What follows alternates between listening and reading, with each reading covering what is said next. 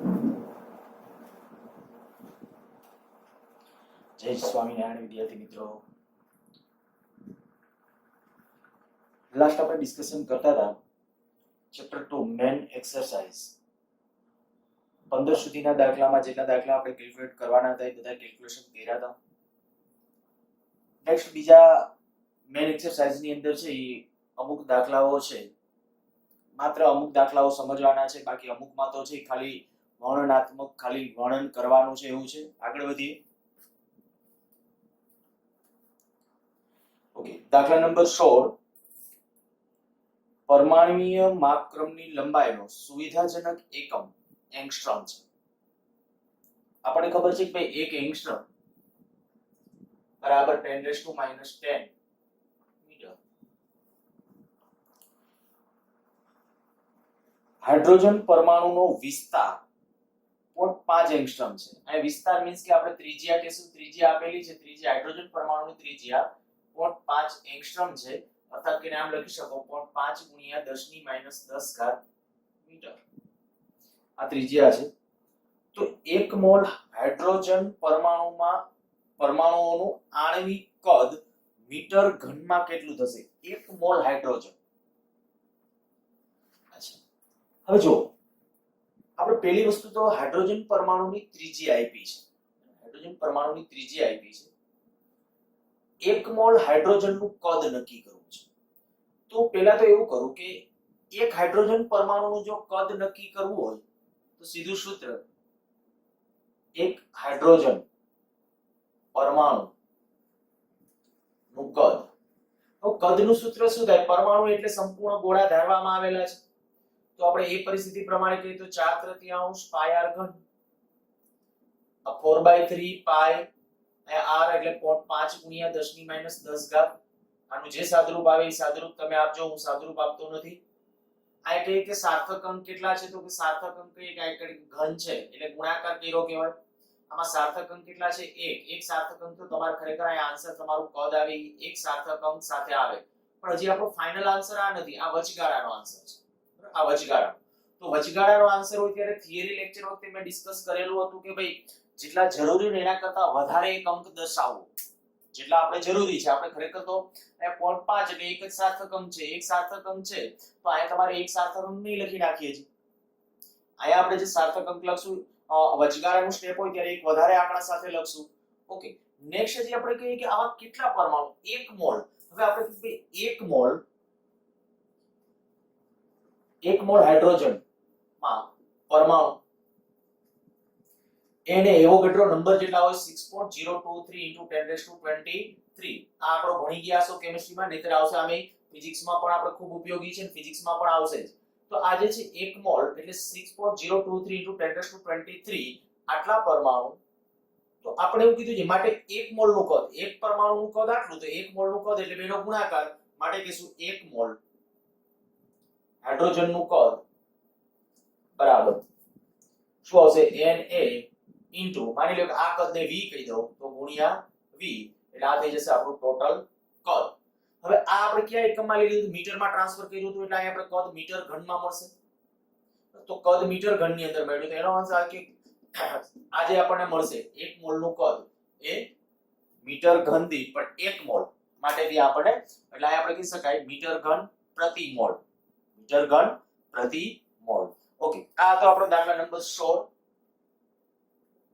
Okay, આગળ વધીએ. દાખલા નંબર 17.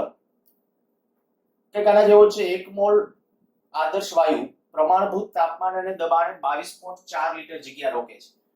આ કદાચ આદર્શ વાયુ અવસ્થા સમીકરણ PV બરાબર μRT અથવા nRT તમે જે રીતે લખ્યું હોય અગાઉ, કેમિસ્ટ્રીમાં આવશે, ફિઝિક્સમાં આવશે પણ એ વાર લાગશે. PV બરાબર nRT અથવા μRT, જ્યાં n એટલે મોલનો જથ્થો, v એટલે કદ. જો STPએ તમે કદ v ગણો ને તો વાયુ માટે એ કંઈક 22.4 લિટર આવે. વાયુ માટે કેટલું આવે? 22.4 લિટર પ્રતિ મોલ. તો અહીંયા આપણા માટે એવું એને કીધેલું છે 1 મોલ આદર્શ વાયુ પ્રમાણભૂત દબાણ અને તાપમાને 22.4 લિટર જગ્યા રોકે છે. તો 1 મોલ હાઇડ્રોજન વાયુ માટે મોલર કદ અને પરમાણુય કદનો ગુણોત્તર શું થશે? બહુ સરસ છે. આ બે દાખલાના કોમ્બિનેશન થી કેવું હોય તો એ કહી શકાય. પરમાણુય કદ 1 મોલ, જોજો આવું પૂછ્યું છે, 1 મોલ હાઇડ્રોજન વાયુ માટે મોલર કદ અને પરમાણુય કદ. આ છે એ આપણું જે આ કીધું, આ જે આવ્યું આને કહેવાય મોલર કદ.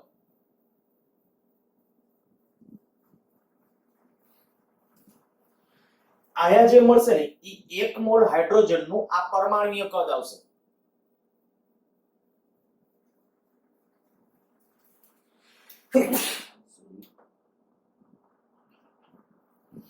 જો આ જે કીધું કે ભાઈ 1 મોલ હાઇડ્રોજન નું આ કયું કદ છે? પરમાણુય કદ. બરાબર, પરમાણુય કદ એટલે પરમાણુએ રોકેલું કદ પણ 1 મોલ. આ જ્યારે તમે કેલ્ક્યુલેશન કરશો, આ મૂલ્ય છે જે કદ આવશે એ કદ ઘણું બધું નાનું હશે. એ તમે એક કહી શકશો કે જ્યારે, કારણ કે જો આયા તમે જો આ 10 ની માઈનસ આ કેટલી ઘાત આવશે? 30 ઘાત આવશે. આ 10 ની માઈનસ 30 ઘાત, આ 10 ની 23 ઘાત, તો આ કઈક છે માઈનસ માં ઘાત સાથે હશે. આ કદ છે. જ્યારે મોલર કદ, હું અહીં લખું કે મોલર કદ બરાબર 22.4 લીટર એટલે ગુણ્યા 10 ની માઈનસ 3 ઘાત. આ મોલર કદ થશે. મીટર ક્યુબ પ્રતિ મોલ. 1 મોલ દીઠ મોલર કદ જે આવ્યું એ 22.4 લીટર.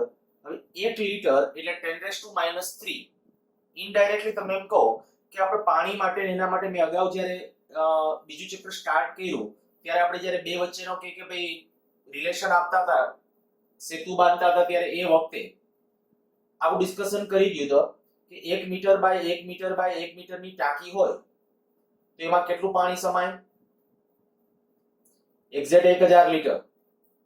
જો 1 મીટર 1 મીટર 1 મીટર આવી રીતે આમ ટાંકી છે તો એમાં એક્ઝેક્ટ 1000 લીટર પાણી સમાય. પણ આનું કદ કહેવાય 1 મીટર ઘન. 1 મીટર ઘન એટલે 1000 લીટર.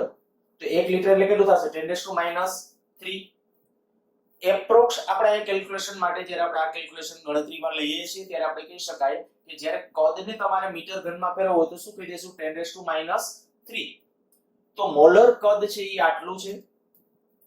પરમાણુય કદ છે, હવે હું ફરીથી ગણતો નથી, તમારે આ જ કેલ્ક્યુલેશન પાછું અહીંયા કરવાનું છે. પરમાણુય કદ 1 મોલ વાયુનું પરમાણુય કદ એટલે અહીંયા જે આંકડો આવ્યો હશે તે.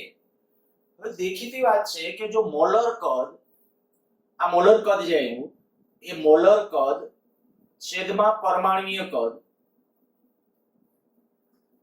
આ બેનો ગુણોત્તર લેશો તો કયું કદ વધારે આવશે? તો કે આ કદ વધારે છે એટલે ગુણોત્તર 1 કરતા મોટો આવશે. આના કરતા આ કદ વધારે છે. સ્વાભાવિક છે. આશરે હું તમને કહું આગળના આંકડાઓને કદાચ આપણે કન્સિડર કરીએ નહીં. જો હમણાં મેં તમને કીધું હતું આ 10⁻23 ઘાત, આ 10⁻23 ઘાત છે, આ 10 ની માઈનસ આ 30 ઘાત થઈ જશે. આ 10 ની માઈનસ 30 ઘાત એટલે 10 ની માઈનસ 7 ઘાત જેવો આયા છે. આ 10 ની માઈનસ 7 ઘાત જેવો આ છે, આ 10 ની માઈનસ 3 ઘાત છે. બેનો ગુણોત્તર 10 ની 4 ઘાત જેવો. એટલું નહીં, જે આગળના આંકડાઓને ખરેખર આમ તો કન્સિડર કરવા ને, પણ હું તો આપણો રફ અંદાજ આપું છું. તો મોલર કદ છે આશરે આપણે કહી શકાય કે ભાઈ 10 ની 3 ઘાત 4 ઘાત ને એની નજીકના ક્રમનું હશે મોલર કદ. આના કરતા આટલું બધું વધારે છે મોલર કદ. આવું શું કામ? આ 1 મોલનું કદ છે. હવે આપણે સમજવાનો પ્રશ્ન એ છે, એમાં એને એવું કીધું છે કે આવું આ ગુણોત્તર શું દર્શાવે છે? આ ગુણોત્તર આટલો મોટો આવે. હવે 1 મોલ વાયુ કદ આટલું રોકે, 1 મોલ વાયુ કદ આટલું રોકે 22.4 લીટર. અને એના ઉપરથી આપણે કીધું મોલર કદ વ્યાખ્યાયિત કર્યું. એક પરમાણુનું કદ ગુણ્યા પરમાણુની સંખ્યા કઈ રીતે, એના ઉપરથી 1 મોલનું જ નક્કી કર્યું છે. તો એ 1 મોલનું વાયુનું કદ આવ્યું, પણ 1 મોલ વાયુનું આને પરમાણુય કદ કહેવાય છે. તો આ બેનો ગુણોત્તર જુદો કેમ આવે? તો કે માત્ર રીઝન આનો અર્થ શું છે? જો હું તમને એમ કહું કે માની લ્યો આવી કન્ડિશન છે, એક લખોટી એટલે એક પરમાણુ, એક લખોટી એટલે એક પરમાણુ. તો શું થાય? તો માની લો કે આપણે કોઈ પાત્રની અંદર લખોટીને ભરવી છે. હું એક લખોટી નાખું, બીજી લખોટી નાખું, ત્રીજી લખોટી નાખું. આ જેટલી લખોટી આપણે નાખવાની છે એટલી લખોટી નાખી દો. એ પાત્રમાં લખોટી એકદમ પાસે હશે ત્યારે જે કદ કયું કદ છે એનું? પરમાણુય કદ. પણ આપણને ખબર છે કે વાયુની અંદર વાયુના પરમાણુ કેવી રીતે હોય? તો કે છૂટા છવાયેલા હોય. એટલે લખોટી આપણે કે એક્ઝેક્ટ આમ બેસાડી દો અડાડી સંપર્કમાં એવી રીતે હોતી નથી. વાયુ માટે ખરેખર કેવી રીતે હોય, થોડા થોડા અલગ હશે. છે તો આ એકનું કદ આટલું હોય ગુણ્યા n જ છે, પણ તકલીફ એ છે કે n એ આપણે આ બાજુમાં લઈએ, આનો અર્થ હોય n એટલે ટોટલ કદ, પણ એ બધું ટોટલ એક સંકેન્દ્રિત કદ થઈ ગયું. મેં કીધું બધી લખોટી બીજા ઉપર પડી હોય અને જે કદ થાય ને એ પરમાણુય કદ થાય. જ્યારે મોલર કદની અંદર શું છે તો કે 1 મોલ વાયુ રિયલમાં જે કદ રોકે ને એ 22.4 લીટર કદ રોકે. એટલે તમને લીટર યુ કેવડું હોય એ ખબર છે. માની લ્યો કે એવા 22.4 એ 1 લીટર, એની અંદર હવા ભરેલી છે, એની અંદરના પરમાણુ ગણો. આવા 22.4 લીટરના અંદર આવેલા હવાના પરમાણુ ગણો ને તો એ એક્ઝેક્ટલી 1 મોલ પરમાણુ થાય. એક્ઝેક્ટ 1 મોલ પરમાણુ થાય, આટલા પરમાણુ થાય. આ પ્રાયોગિક રીતે પ્રૂવ છે આ બધી હકીકતો. અને આપણે જ્યારે વાયુનો ગતિવાદ પણ એ બહુ દૂર છે, એટલે હજી કદાચ આપણે કહીએ કે 7-8 મહિના પછી ઠેઠાની કદાચ ડિસ્કશન આવે કે પીવી બરાબર મ્યુ આર ટી આદર્શ વાયુ સમીકરણ છે. કેમિસ્ટ્રીમાં પહેલા ભણશો, પછી આપણે ફિઝિક્સમાં એ પણ ડિસ્કશન કરશું. સારું, આપણે તો આ બે દાખલા પૂરતું જે ડિસ્કશન કરવાનું હતું એ નેક્સ્ટ આગળ વધીએ એનાથી. તમારે શું કરવાનું, આ દાખલો લખજો, પાછા આ પરમાણુ કદ મળી ગયું, પછી સીધો આ દાખલો લખવા માટે મોલર કદ તો સીધું આ આપ્યું છે, પછી બેનો ગુણોત્તર, તો ગુણોત્તર વખતે ખાલી કહી દેવાનું આ દાખલા ઉપરથી પરમાણુ કદ અને બેનો ગુણોત્તર દર્શાવી દેવાનો. અને મેં કીધું એ તમારી ભાષામાં શબ્દમાં નજીક દેખાતા બે તારાનું અંતર માપવા માટે દ્રષ્ટિ સ્થાન ભેદની રીતના સિદ્ધાંતનો ઉપયોગ કરવામાં આવે છે. સૂર્યની આસપાસ પોતાના ભ્રમણ કક્ષામાં 6 મહિનાના સમય અંતરાલમાં પૃથ્વી પરના બે સ્થાનોને જોડતી રેખા AB છે, એટલે કે આધાર રેખા પૃથ્વીની કક્ષાના વ્યાસ 3 × 10⁻11 મીટર જેટલી લગભગ છે. પહેલા આટલી આકૃતિ ડ્રો કરીએ. માની લો કે સૂર્ય છે, સૂર્યની આજુબાજુ છે આપણે પૃથ્વી છે એ પરિભ્રમણ કરે છે.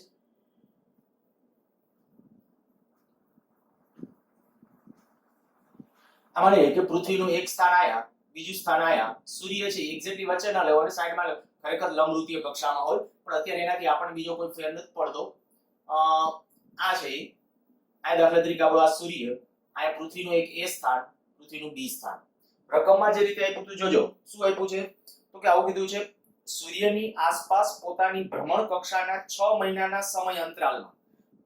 6 મહિનાના સમય, પૃથ્વી આયા હોય ત્યાંથી આખું પરિભ્રમણ કરતા 1 વર્ષ લાગે, તો 6 મહિને અડધે પહોંચી હશે આયા, એ કીધું છે.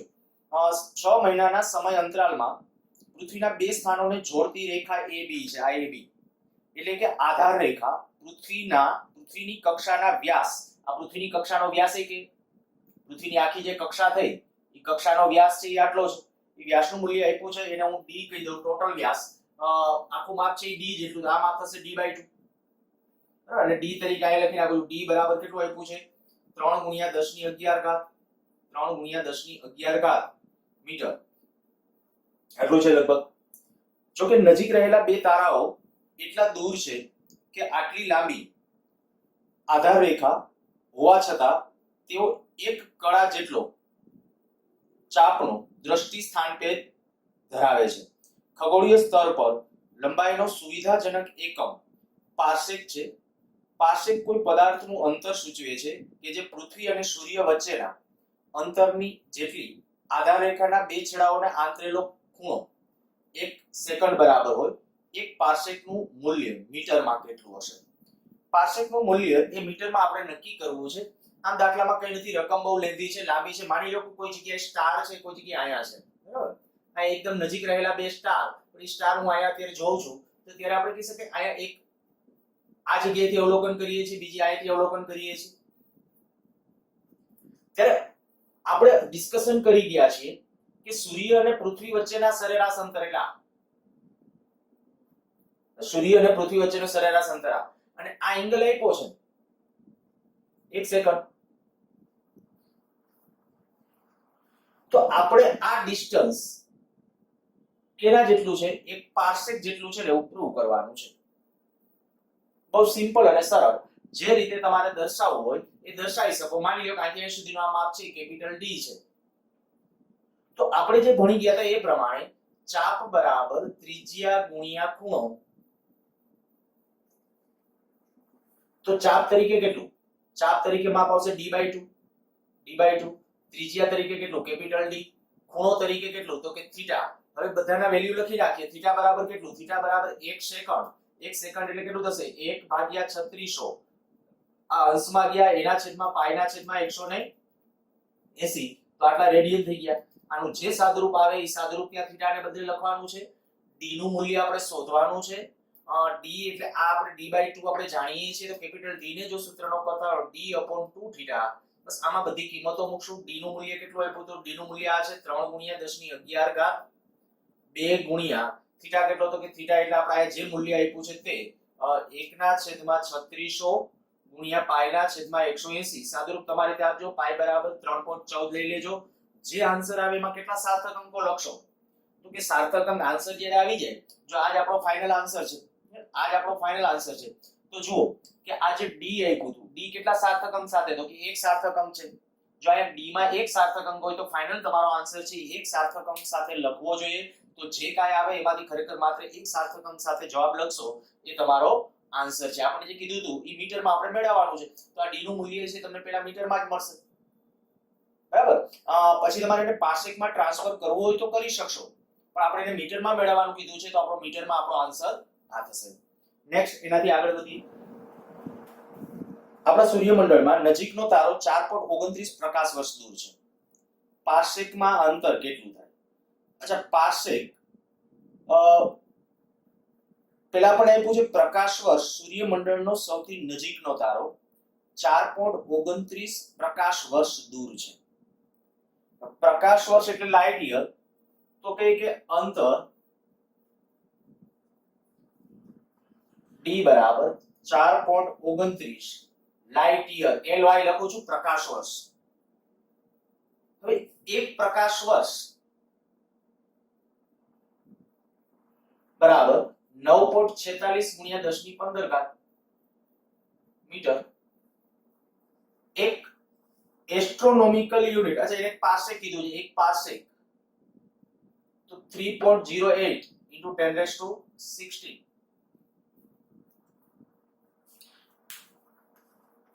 આ જે મૂલ્યો છે, હવે એના ઉપરથી હું એમ કહું કે જો આપણે ડાયરેક્ટલી ક્યારેક કદાચ ખાલી જગ્યામાં લાઇટ યર અને પ્રકાશ વર્ષનો એનો કોઈ સંબંધ પૂછે ને તો હું સીધું જ અગાઉ ઓલા તમને ખબર હોય તો આપણે હેક્સા પેટા Terra giga mega kilo hecto deca ડેસી એના જે સંબંધો વાળી ખાલી જગ્યા કરતા હતા એની જેમ જ એમાં જે ટેકનિક શીખવાડે એટલે એ ટેકનિકથી સીધું તમે આ બેનો ગુણોત્તર લ્યો, આ બેનો ગુણોત્તર લ્યો તો હું અહીં તમને એમ કહીશ કે ભાઈ એક પ્રકાશ વર્ષ છેદમાં એક પાર્સેક, તો મીટર મીટર અહીંયા કેન્સલ થઈ જશે અને રહેશે કેટલું એક પ્રકાશ વર્ષ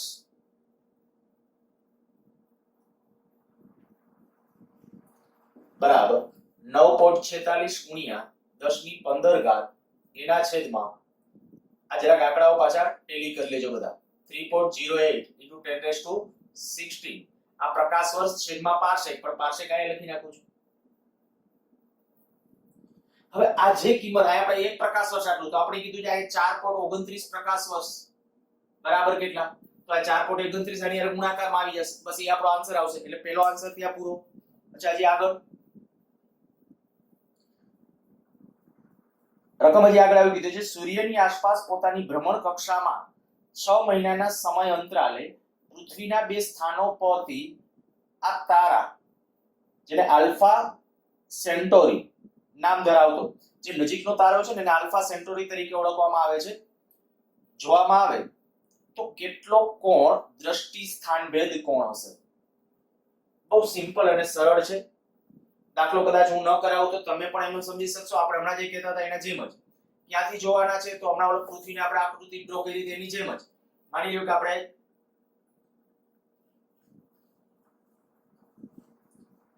આ પૃથ્વીના બે બિંદુઓ આ A અને B એની જેમ જ રાખો. આ સૂર્યની આજુબાજુ ભ્રમણ કરે છે. જે સૌથી નજીકનો સ્ટાર એ કીધું આલ્ફા સેન્ટોરી એ જે છે એ આ ક્યાંક છે, ત્યારે એનો દ્રષ્ટિ સ્થાન ભેદ કોણ એ આપણે નક્કી કરવો છે.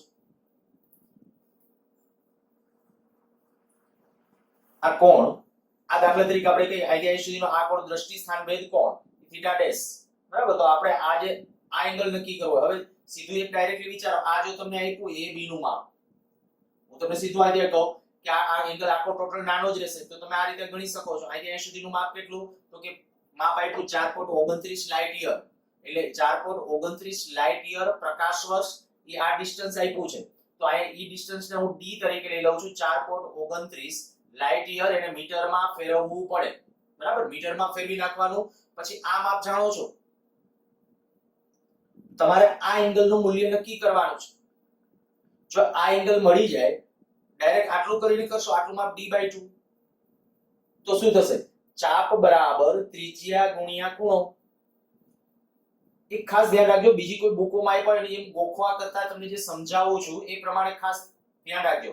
તો આ એક ચાપ તરીકે કેટલું d/2, કારણ કે આ અંતર ખૂબ મોટું હશે. ત્રિજ્યા કેટલી? તો કે ત્રિજ્યા તરીકે d અને ખૂણો તરીકે થીટા ડેશ. ડાયરેક્ટ આમ નામ કરી નાખો, થીટા ડેશ ની વેલ્યુ તમને રેડિયન માપક્રમમાં સીધી મળી જશે. બરાબર, તમારી રીતે કેલ્ક્યુલેશન કરી નાખજો.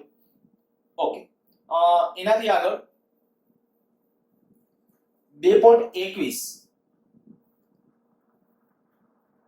ભૌતિક રાશિઓના માપનમાં સચોટતા હોવી એ તે ભૌતિક વિજ્ઞાનની આવશ્યકતા છે.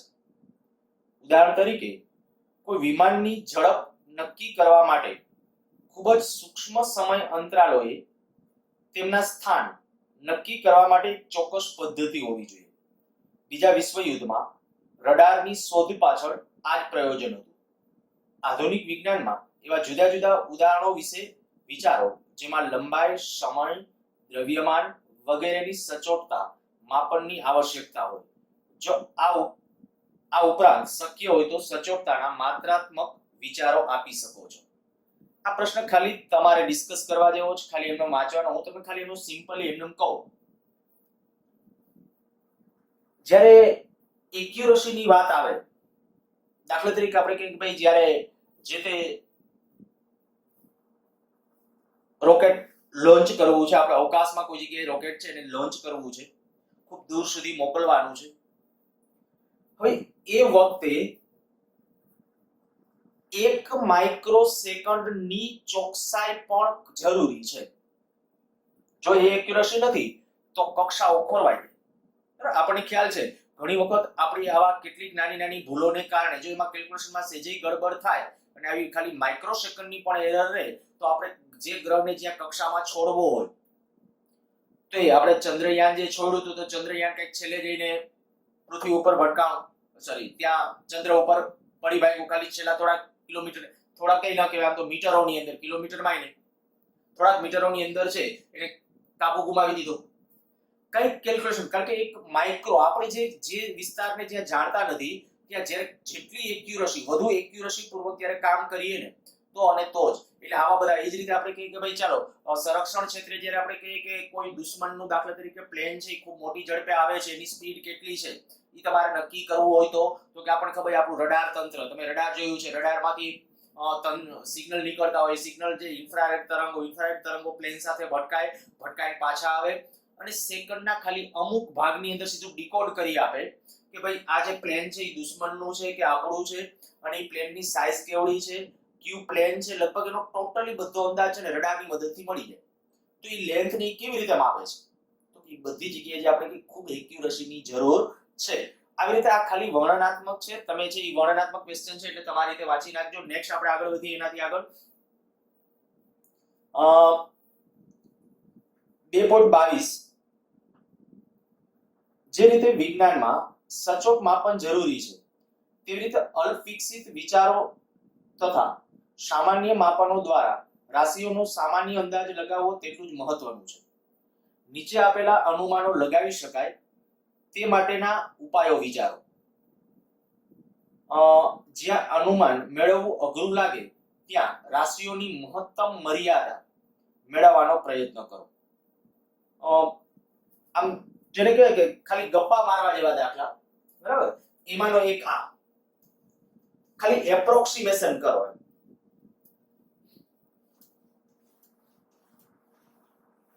જો શું કીધું છે ને કે ભાઈ તમે અંદાજ, જેમ કેટલીક જગ્યાએ બહુ એક્યુરસી જરૂરી છે પણ કેટલીક જગ્યાએ ખાલી અંદાજ.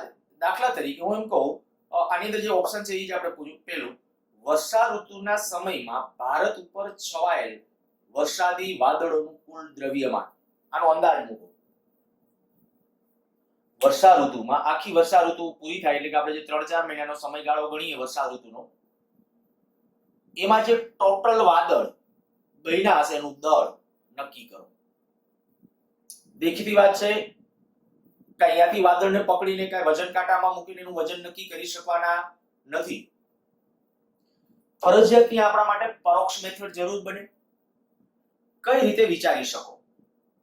માની લ્યો કે વર્ષા ઋતુમાં જેટલા ભારત ઉપર જેટલા વાદળો છે એ બધા વાદળો વરસી પડે તો એ વરસાદ આપણને ખબર છે કે ભારતની જમીન ઉપર અહીંયા પડતો હશે. આપણે માની લઈએ કે આપણે આ ભારતની આપણે આ જમીન છે માની લઈએ. બરાબર, વરસાદ પડે. હવે તમને ખબર છે વરસાદ ઇંચની અંદર મોટા ભાગના બાળકો જાણતા હશે, ન જાણતા હોય તો સમજી લ્યો. હું એમ કહું કે માની લ્યો કે ભાઈ 10 mm વરસાદ પડે. આપણે અંદાજ દર વર્ષનો સરેરાશ વરસાદનો અંદાજ મૂકવો પડે. આપણે લગભગ અત્યારે મારા અંદાજે લગભગ ઇન્ડિયાનો સરેરાશ છે એ 15-20 ની આજુબાજુ 15-20 ઇંચ, બરાબર, એની આજુબાજુ. એટલે mm માં આપણે કેવું હોય તો 100 mm લઈ શકાય. 100 mm જેવો રાખે, 100 mm તો મિનિમમ ટૂંકમાં રાખીએ. ચાલો 100 mm જેટલો વરસાદ પડે છે એવું ધારી લઈએ. જો 100 mm જેટલો વરસાદ પડતો તો શું થશે? 100 mm વરસાદ એટલે આપણે કહી શકાય વરસાદનું માપન કરવા માટેના જે સાધનો હોય એ કેવી રીતે માપે છે એ તમને ખ્યાલ છે. દાખલા તરીકે હું તમને કહું, આ એક પાત્ર આપણે રાખી દીધું, વરસાદ વરસે અને આ વરસાદ જેટલું આયસ પહોળું છે એટલું જ આમ સળંગ પહોળું હોય. હવે એની અંદર દાખલા તરીકે તમે વરસાદ માપો એટલે આમાં 2 ઇંચ જેટલો, એટલે 2 ઇંચ ફૂટપટ્ટી નાખી અને ફૂટપટ્ટીના 2 ઇંચ જેટલો ભાગ ડૂબી જાય. કહી દેવાનો વરસાદ 2 ઇંચ પડ્યો.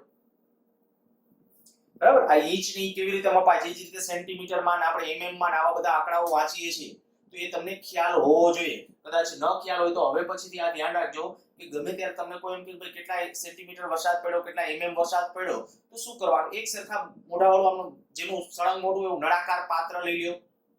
નળાકાર જ લેવું જરૂર નથી, લંબચોરસ, ચોરસ એવું પાત્ર લઈ લ્યો ચાલે. પણ એવું કરવું કે જેટલું મોઢું પહોળું હોય ને એટલું આખે સળંગ પાત્ર હોય એવું પાત્ર લઈ અને એમાં વરસાદમાં ખુલ્લામાં મૂકી દેવાનું. જે વરસાદ એમાં પડશે બસ વરસાદ પૂરો થાય એટલે સ્કેલ લઈને માપી લેવાનું કેટલે સુધી છે એ વરસાદ છે.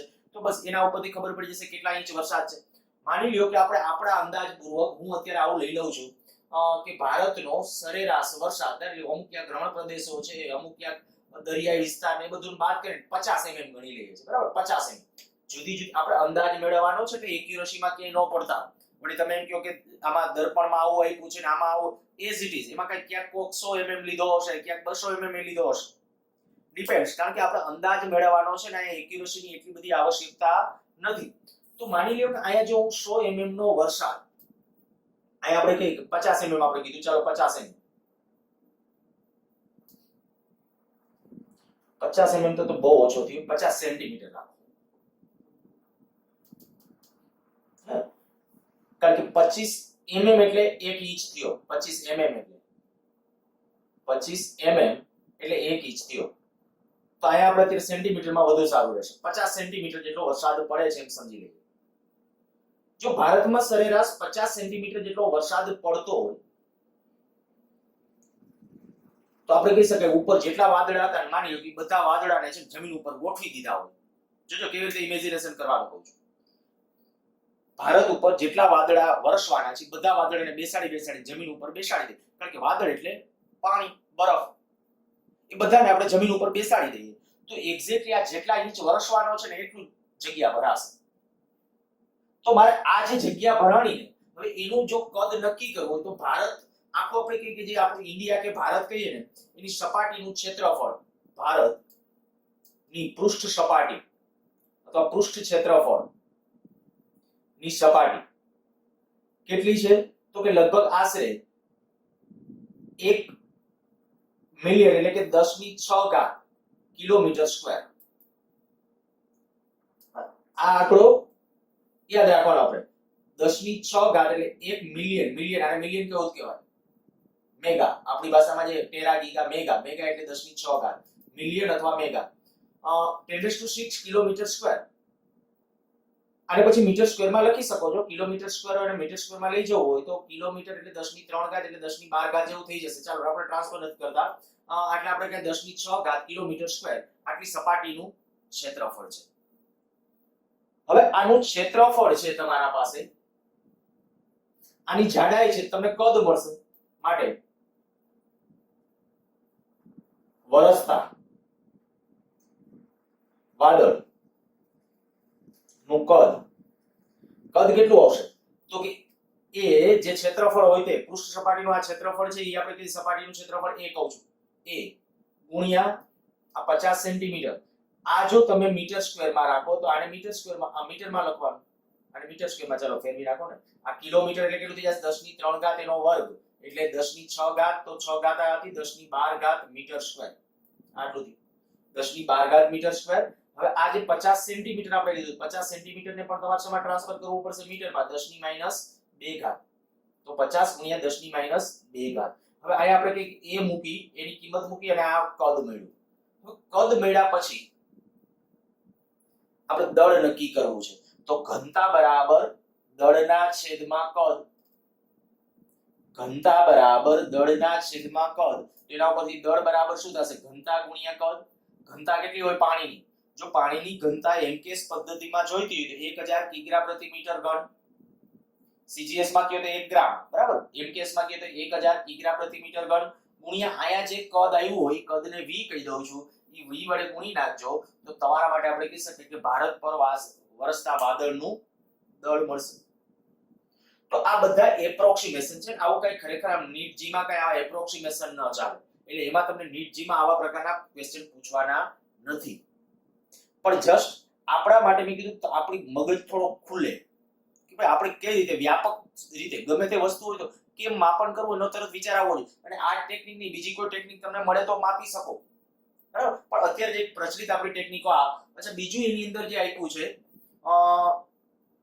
કોઈ હાથીનું દ્રવ્યમાન કેટલું હશે. અચ્છા હાથીનું દળ નક્કી કરવું છે, હાથીને કે વજન કાંટા ઉપર તો મૂકી શકાતો નથી, બરાબર. માની લઈએ કે એક હાથી છે, મારું પેન્ટિંગ બહુ ખરાબ છે એટલે આપણે હાથી ઉપર ચિત્ર ઉપર ડ્રોઈંગ ઉપર બહુ ફોકસ નહીં કરતા.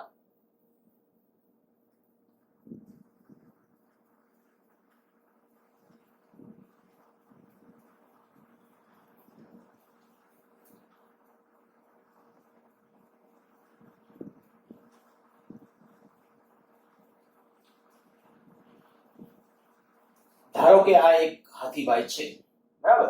આ માની લીધું કે આ એક હાથી છે, મેં કીધું ડ્રોઈંગ ઉપર ફોકસ નહીં કરતા, માત્ર જુઓ.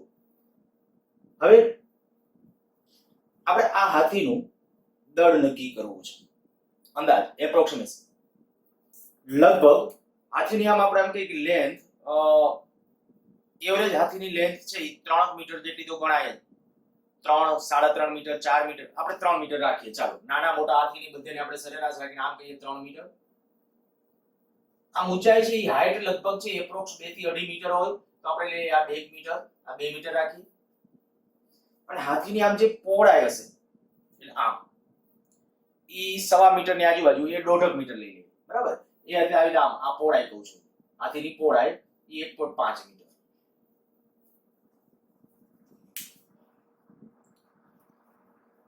હાથીની લંબાઈ આશરે 3 મીટર. મેં કીધું આ બધું સરેરાશ, કોઈને એમ થાય મારે 3.5 લેવું છે, લેવાની છૂટ. ઊંચાઈ આશરે મેં કહી દીધી છે 2 મીટર, અને આમ જે હાથીની પહોળાઈ આવશે એ પહોળાઈ લીધી છે 1.5. તો મને આના ઉપરથી હાથીનું કદ મળે, હાથીનું કદ કેટલું થશે 3 ગુણ્યા 2 ગુણ્યા 1.5, તો 3 દુ 6 અને 6 દોઢે થઈ જશે 9, તો 9 મીટર ઘન હાથીનું કદ થયું. હવે હાથીના ઓકે ડાયરેક્ટ દળમાં જવું છે તો ઘનતા એપ્રોક્સ એની ઘનતા, આ ઘનતાનું મૂલ્ય 800 900 ની આજુબાજુ લઈ લ્યો, 900 કિગ્રા પ્રતિ મીટર ઘન. કઈ રીતે અંદાજ મૂકેલો છે તમને ખબર હશે. હાથી છે આમ જોવા જાવ તો ખરેખર આપણા કરતા ખોખલો કહેવાય, એટલા માટે કે આપણે પાણીની સપાટી, આપણે પાણીમાં ડૂબી જઈએ. હાથી છે પાણી ઉપર તરે છે, પાણીમાં હોય ત્યારે તરે છે, એટલે જો કે પેટમાં હવા ખાસી ફૂલાવે છે. પાણીની ઘનતા હોય 1000 કિગ્રા પ્રતિ મીટર ઘન, 1000 કિગ્રા પ્રતિ મીટર ઘન. હાથીની ઘનતા જે કહું છું 900, આપણી માણસની ઘનતા જો આપણે અંદર તરતા આવડતું હોય, પછી અંદર વાયુ ભરી લીધો હોય, પછી એ કન્ડિશન હોય તો ત્યારની વાત જુદી થઈ ગઈ. પણ જ્યારે આપણે કોઈ સામાન્ય અવસ્થા તો 1025-26 ની આજુબાજુ કિગ્રા પ્રતિ મીટર ઘનની આજુબાજુની ઘનતા છે, એટલે પાણી કરતા વધારે, એટલે આપણે પાણીમાં ડૂબી જઈએ છીએ. હાથી ડૂબતો નથી એટલે એની ઘનતા હું આશરે લઈ લઉં છું, અને આ અંદાજમાં રસ છે. વળી કે તમે એમ કહો કે આની ઘનતા છે સર તમે 900 લીધી છે તો 950, મેં કીધું મેં અહીંયા અંદાજ મૂક્યો છે પણ પાણી કરતા ઓછી હોય, તો આ 900 કિગ્રા પ્રતિ મીટર ઘન. તો ઘનતા છે, કદ છે, પાછા આ સૂત્ર ઉપર આવી જાવ. ઘનતા દળ બરાબર કદ ગુણ્યા ઘનતા, તો 900 એટલે કંઈક અંદાજ આવો થઈ ગયો કે ભાઈ હાથીનું દળ છે આશરે 8100, 81 8000 કેજી જેવું થયું, 8000 કેજી એટલા કિલોગ્રામ દળ થયું. સામાન્ય વાત છે કે નોર્મલ હાથી નાનકડું બચ્ચું હોય તો 5000 કેજી ની આજુબાજુ હોય, બરાબર. તો એનાથી આપણે એટલે હાવ નાનું નહીં પાછું, પણ હાથીનો સામાન્ય આપણે કહીએ કે ઉછેર થાય પછી આપણે 5000 કેજી, તો આપણે કે મોટો હાથી હોય તો એનું દળ એ પ્રમાણે આપણે કહી શકાય કે 8000 9000 કેજી ની આજુબાજુ પણ હોય. એટલે આ બેનો ગુણાકાર કરશો એ સીધું એનું દળ આવશે. સારું, આવા કેટલાક મેં કીધું કે આની અંદર પ્રશ્નો છે એ બધામાં. અને હા, પછી આમાં આ રીતની બીજી કોઈ રીતે તમને એમ કેવો હોય, આમાં ઘણી વખત આપણે એમ કે ઉત્પ્લાવક બળ, પણ ઉત્પ્લાવક બળ હવે તમે ભણો પછી આવડે, અત્યારે ન આવડે. પ્રવાહીમાં હાથી જાય અને પછી કેટલું પાણી આઘું ખસે એનું કદ નક્કી થઈ જાય, તો એના ઉપરથી પણ નક્કી થશે. હાથીના કદને આ રીતે આમ નો અંદાજ મૂકવો હોય તો એક બીજી રીતે, પણ હાથીને એવી રીતે આપણે મનાવવો થોડોક મુશ્કેલ છે. માની લો કોઈ સરોવર કે કોઈ મોટું પાત્ર છે એને છલોછલ ભરી દો, બરાબર, એને છલોછલ ભરી દો. હવે તમે છલોછલ ભરી દો અને પછી એમ કે હાથીને અંદર લઈ જાઓ એકદમ હળવેથી, બહુ અંદર ધુબાકા નહીં મારવા દેવાનું. પછી જેટલું પાણી બહાર નીકળ્યું હોય ને સરોવરમાંથી કે પાત્રમાંથી, ઈ પાણીનું કદ માપી નાખો. ઈ જેટલું કદ આવે ને ઈ જ કદ હાથીનું કદ થાય. જેટલું પાણીનું કદ, આ 9 મીટર ઘન કદાચ થોડુંક જાજુ કહેવાય, પણ ઈ જે છે આપણે કહીએ કે આ 9 મીટર ઘન જેટલું કદ, તો એ આશરે જેટલું કદ હશે ને એટલું કદ હાથીનું કદ ગણી શકો. એમાં ઓલું પાણી બહાર નીકળ્યું હશે એનું કે, તો એ કદ નક્કી થઈ ગયું. કદ ગુણ્યા ઘનતા કરો, બસ એ તમારો આન્સર હશે. આ મેં ખાલી ટેકનિકો શીખવાડું છું, આંકડાઓ તરફ બહુ ફોકસ નહીં કરતા, બરાબર. આપણે અંદાજ એપ્રોક્સિમેશન ની ચર્ચા કરીએ છીએ. નેક્સ્ટ, કોઈ આંધી દરમિયાન પવનની ઝડપ, આંધી દરમિયાન પવનની ઝડપ નક્કી કરવી છે. માની લો કે ભાઈ પવન જ્યારે ફૂંકાય છે ત્યારે કોઈ પણ બે ટાવર છે કે બે સિટી છે, બે સિટી લઈએ દાખલા તરીકે, આપણે કહીએ ભાઈ આ એક વિસ્તાર A છે, આ એક બીજો વિસ્તાર છે, આ B છે. આ બે વચ્ચેનું ડિસ્ટન્સ કદાચ આપણે કહીએ આ બે સિટી વચ્ચે સૂર્ય માર્ગે ડિસ્ટન્સ છે 50 કિલોમીટર છે. આથી માની લ્યો કે જ્યારે વાવાઝોડું કે વંટોળ કે આવ્યો, પણ ત્યારે આયા જેવી ઇફેક્ટ છે ઈ ઇફેક્ટ આયા કેટલા સમય પછી જોવા મળે છે, ઈ સમય નોંધો ખાલી. દાખલા તરીકે વાવાઝોડું આવે છે કે વંટોળ આવે છે, તો તમે આટલું કહ્યું ભાઈ આ જે સિટી A છે એ સિટી પાસે આપણે કીધું ભાઈ ત્યાંથી ડિરેક્શન એની આ તરફ છે, આ ધારેલું છે કે આ વાવાઝોડાની પવનની ડિરેક્શન આ તરફ છે. A થી B સિટી તરફ પહોંચે છે, અમુક સમય પછી પહોંચે. માની લો કે આપણે કહીએ અહીંથી A થી B સુધી પહોંચતા એને 30 મિનિટ લાગી. ડિસ્ટન્સ કેટલું છે? 50 કિલોમીટર. જો 50 કિલોમીટર છે અને આયા જે એની અસર હતી ઈ અસર આયા પહોંચવા માટે મેં કીધું 30 મિનિટનો સમયગાળો લાગ્યો. 30 મિનિટને આપણે ચાલો 15 મિનિટ રાખીએ. 15 મિનિટ. આયા જે અસર હતી એવી જ અસર આયા વર્તાતા એક્ઝેક્ટલી 15 મિનિટ થઈ. 15 મિનિટે ત્યાં અસર પહોંચી ગઈ. તો કહી શકાય અંતર કેટલું કપાણું? 50. કેટલા સમયમાં? 15 મિનિટની અંદર. બસ આન્સર ઝડપ બરાબર અંતર ભાગ્યા સમય. આ સૂત્ર આવશે હવે ત્રીજા ચેપ્ટરની અંદર. અંતર ભાગ્યા સમય. અંતર 50 કિલોમીટર, સમય તરીકે આવશે 15 મિનિટ. 15 ભાગ્યા 60 કરી નાખો એટલે કલાકમાં આવી જશે.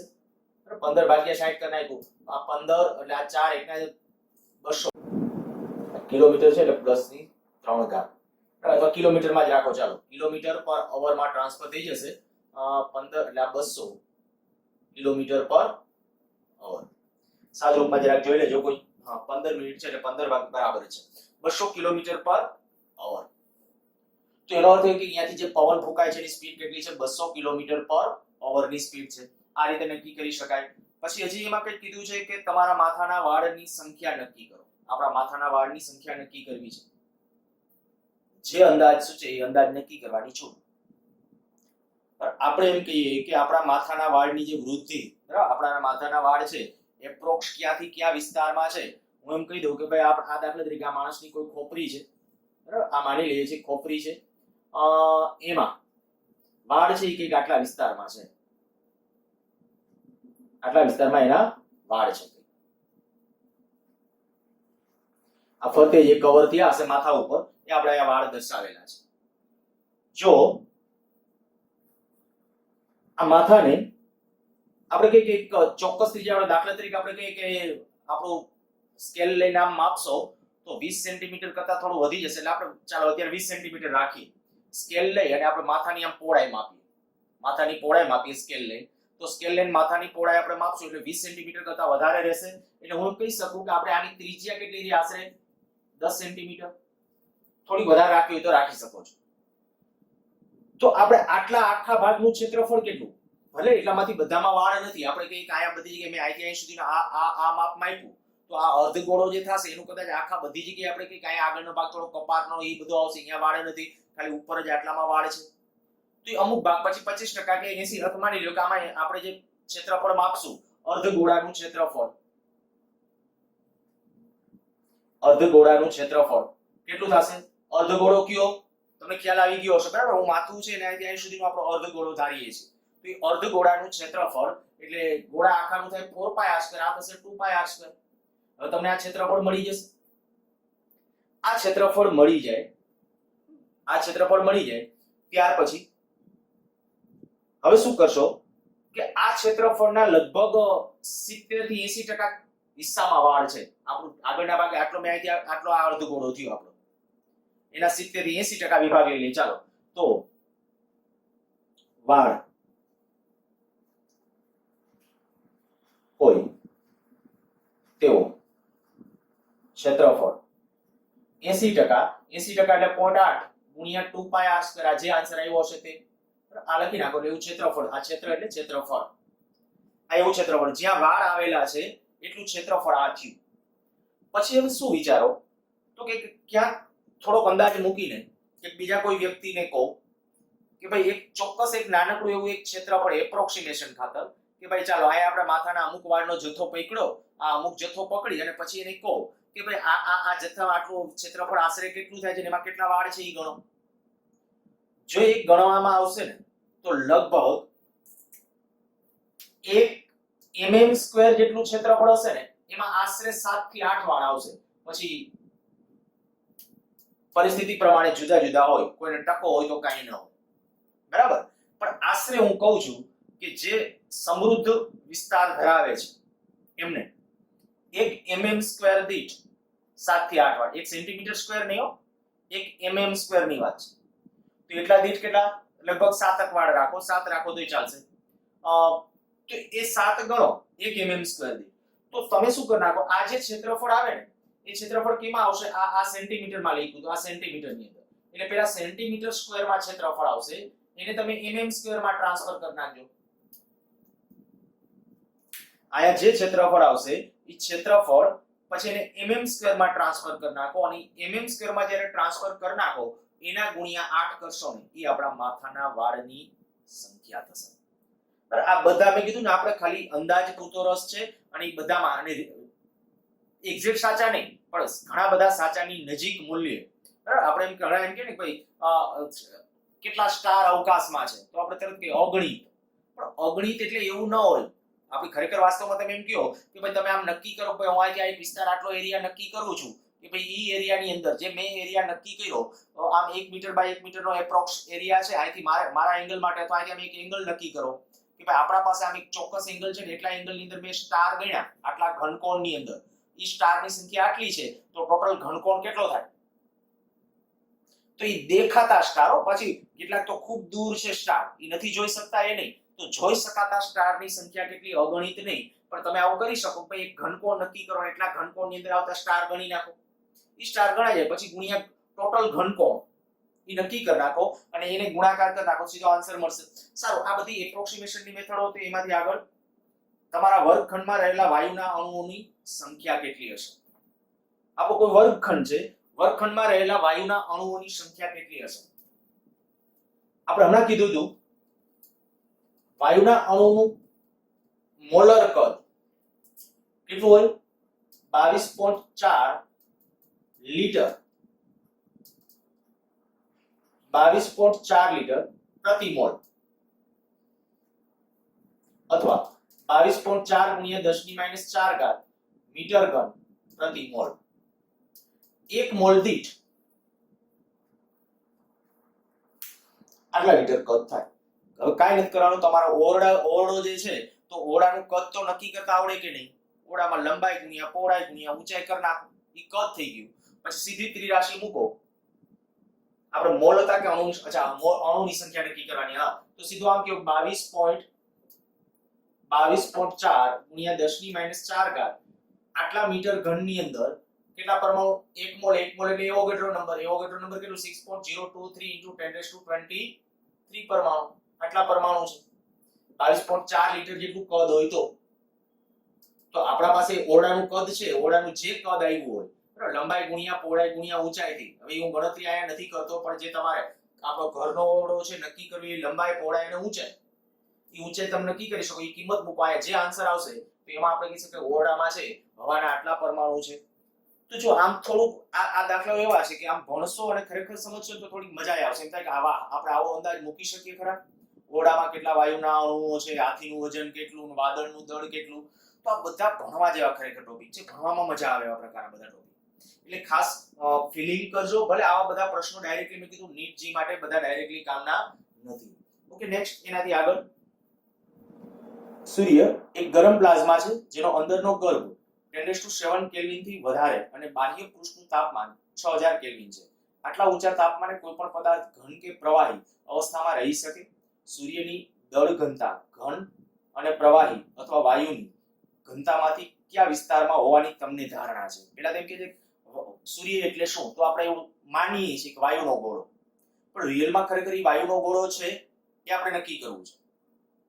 તમારું અનુમાન સાચું છે કે તેની ચકાસણી નીચે આપેલી માહિતી પરથી નક્કી કરો. સૂર્યનું દળ આપ્યું છે. સૂર્યનું દળ છે m બરાબર 2 ગુણ્યા 10⁻30 કેજી અને સૂર્યની ત્રિજ્યા આપી છે, ત્રિજ્યા r બરાબર 7 ગુણ્યા 10⁸ મીટર. ખાલી આટલું કરો, સૂર્યની ઘનતા નક્કી કરો એટલે આપણો જવાબ. હવે ઘનતા બરાબર શું થાય? ઘનતા બરાબર દળના છેદમાં કદ. દળ જાણીએ છીએ, કદ કેટલું? સૂર્ય એટલે ગોળો ગણીએ 4/3 પાય r ઘન. દળ કેટલું છે? 2 ગુણ્યા 10⁻30. આ 4, આ 3 અંશમાં લઈ લઉં છું. પાય એટલે 3.14 અને r એટલે ત્રિજ્યા કેટલી? 7. ઓકે, 7 ગુણ્યા 10⁸ એનો ઘન. આનું જ્યારે સાદું રૂપ આપશો ત્યારે જે ઘનતા આવશે ને એ ઘનતા ઘણી વધારે હશે અને 1000 ની નજીક હશે. બરાબર, 1000 ની નજીક આવશે. ટ્રાય તમે ગણતરી કરજો, 1000 ની લગભગ ઉપર આવશે. હવે વાયુની ઘનતા આટલી હોય 1.29 કિગ્રા પ્રતિ મીટર ઘન. આ વાયુની ઘનતા. ઓલી જે ઘનતા પાણીની કેટલી હોય? હમણાં મેં કીધું પાણીની ઘનતા હોય 1000 કિગ્રા પ્રતિ મીટર ઘન. અને આનો જે જવાબ તમારો આવશે ને એ આવો જ આવશે, 1000 કિગ્રા પ્રતિ મીટર ઘન. તો 1000 કિગ્રા પ્રતિ મીટર ઘન થી થોડી વધારે આવશે. તો તરત તમને ખબર પડી જાય છે કે ભાઈ સૂર્ય છે, આપણે ભલે માનતા હોય કે સૂર્ય એટલે વાયુનો ગોળો, રિયલમાં ત્યાં જે કંઈક ખૂબ ઊંચા દબાણ સાથે વાયુ હોય અને પરિણામે કંઈક એનું પ્રવાહીકૃત સ્વરૂપ ગણી શકાય એવા પ્રકારનું છે. અંદરના એમાં કેન્દ્રીય ભાગમાં તો પાછું પ્લાઝમા છે, દ્રવ્યનું ચોથું સ્વરૂપ. સારું, એ ભવિષ્યમાં ભણવામાં આવશે, પણ અહીંયા આપણે કહી શકાય કે શું આપણી ધારણા સાચી હતી વાયુનો ગોળો? તો કે ના, એ વાયુ નથી, પણ કે આપણે કંઈક ઘન અને પ્રવાહીનું મિશ્રણ છે એમ કહી શકાય. અને લાસ્ટ એક દાખલો, જ્યારે જ્યુપિટર ગ્રહ પૃથ્વીથી 824.7 મિલિયન કિલોમીટર દૂર હોય છે ત્યારે તેના ગ્રહનો કોણીય વ્યાસ એટલે આર્ક સેકન્ડમાં આપ્યો છે, સેકન્ડની અંદર આપ્યો છે થીટા. માની લઈએ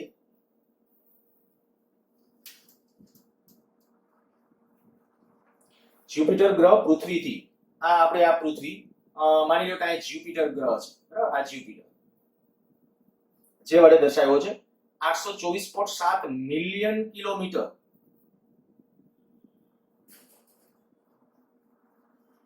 આ ડિસ્ટન્સ ને ડી કહી દઉં છું. માપ આપ્યું છે આપણને કેટલું? 824.7 મિલિયન એટલે 10⁶ કિલોમીટર. આટલા કિલોમીટર છે.